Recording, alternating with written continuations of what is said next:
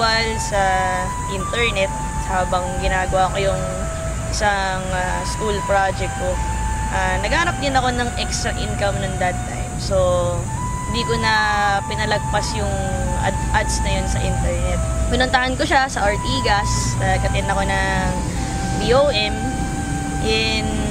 nagustuhan ko talaga yung business. Pero, unang problema ko talaga nun, dahil estudyante pa ako nun that time, is pera. Wala akong pang-join.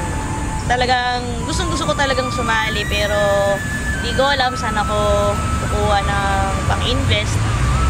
Pero ginawan ko talaga siya ng paraan kasi gusto ko talagang gawin to, gusto ko din talagang pumasok. Nung simula ako dito sa B-Mobile, talagang nahirapan ako kasi konti lang yung kakilala ko, mahihain din akong tao, so hindi ko alam paano ko talaga sisimulan yung business. So, ang ginawa ko talaga, naisip ko talagang gawin is umattend ako ng training para matutunan ko paano gawin yung business.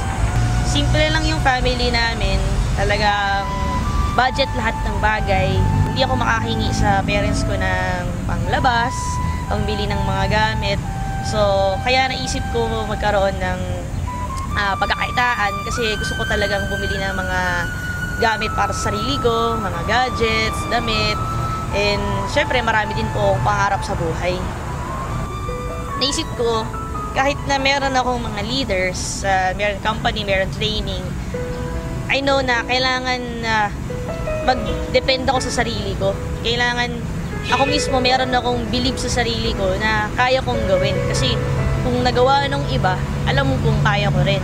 So, ginawa ko lahat ng pwede kong gawin. Nag-research ako ng trainings, at nagbasa ako ng mga books, at nag-ask din ako ng mga advices and opinions sa mga successful na tao. So by that, nakakuha ko ng mga tips and techniques, in-apply ko lang siya doon sa aking business, and hindi ko napansin na effective talaga siya and talagang magbo-boom yung business.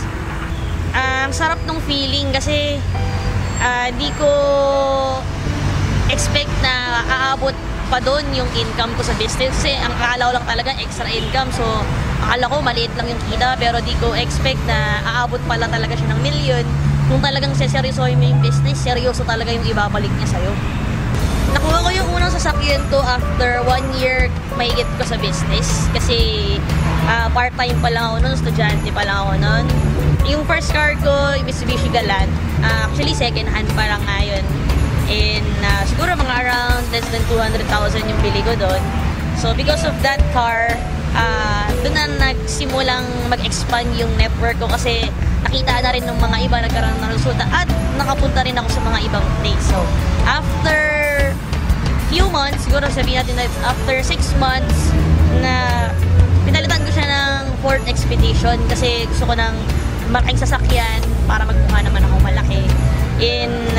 Iba kasi yung feeling naka-expedition ka. After ko mag-second hand ng kotse, naisip ko naman mag-brand new para yung kakaibang feeling. So, next car ko naman, third car ko is yung Hyundai Sonata. Ang saya kasi para siyang pang bridal car eh. And then, after nung Sonata, after 3 months, bumili naman ako ng Chevrolet Suburban. Pinalitan ko naman yung old ko na Ford Expedition para mas bago na rin yung family car namin. Then, sabi ko na lang, before ko makuha yung Camaro, pinagdasal ko muna siya kay God. Kasi sabi ko, Lord, gusto ko ng isa pang car. Pero, kung hindi mo siya ibibigay pa sa akin ngayon, okay lang.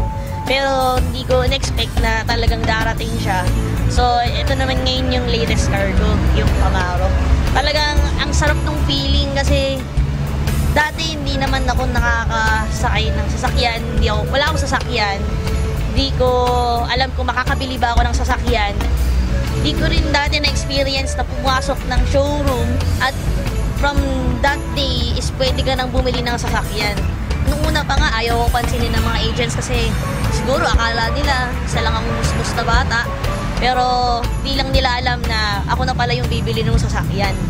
So, iba talaga yung feeling kasi parang iba yung achievement na mararamdaman mo eh. So, talagang sobrang thankful talaga ako sa business, sa V-Mobile, kay God, tsaka syempre, yung determination ko na gawin yung business. Sa lahat ng nag-reject sa akin, maraming salamat kasi dahil sa inyo, lalong lumakas yung loob ko na gawin yung negosyo at patunayan sa mga hindi naniniwala sa akin na kaya kong gawin yung business with or without you. Dahil sa inyo, yung spirit ko na gawin yung business talagang sobrang grabe.